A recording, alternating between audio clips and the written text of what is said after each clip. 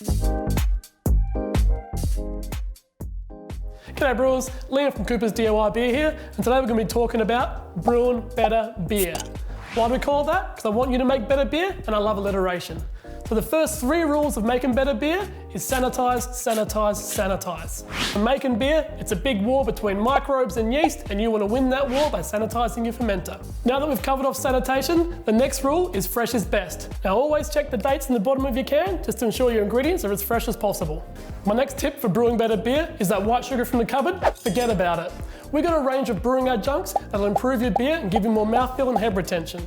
Now we tell you which ones to use on the side of the brewing extract, but if you want to experiment, we have descriptions on what each one does in the front of the box. Now the next tip is temperature control. Now yeast, they're pretty picky. They like to have just the right environment to produce the same consistent beer.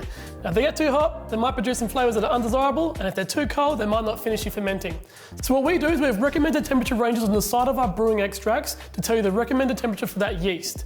Now the easiest way to do it is to brew to your environment. You want to keep your beer temperature stable throughout the fermentation, so the best thing you can do is pick a consistent temperature room in your house. If you've got a laundry or a cellar, or even under the stairs, somewhere where it's not fluctuating in temperature in day and night, and you get the best beer possible. Try brewing a beer which matches the temperature of your location. So if it's a bit cooler where you are, you can look at brewing a lager. If it's a bit warmer, look at brewing an ale. But there are a few tips that you can do to brew a beer outside of your geographical range, and we'll tell you now.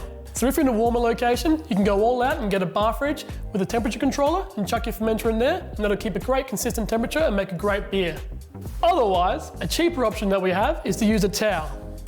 Wrap it on your fermenter, wet the towel, put a fan on it, and you've got evaporation. If you're in a cooler environment, duck down to your local homebrew store, grab a heat belt, wrap that one around your fermenter, or get a heat mat and put that under your fermenter. That'll keep your beer nice and warm and your yeast happy. So while important, fermentation temperature isn't the be all and end all. We've selected our yeast to ferment in a wide range of temperatures, so just be sure to check the side of the can, we'll give you the range of fermenting. If you've got any other questions, check out our website.